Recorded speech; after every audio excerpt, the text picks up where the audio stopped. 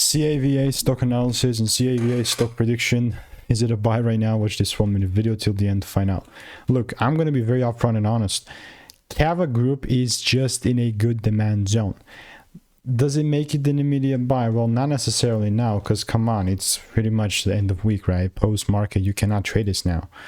But I haven't made a video in this in a while. And then as the only person, just to give you context, I'm the only guy that has actually done 41,000 videos like this and documented them all over 5 years. So I have frankly seen a process, an edge of mine that's working, and that's not what's actually making me money. CAVA specifically, what I'm not going to do is immediately get involved and start buying here. So you're going to be a strategic, bro, like a strategic approach. Well, like even lower time frame, like the only thing that will make me decently be bullish is like a shift above here only.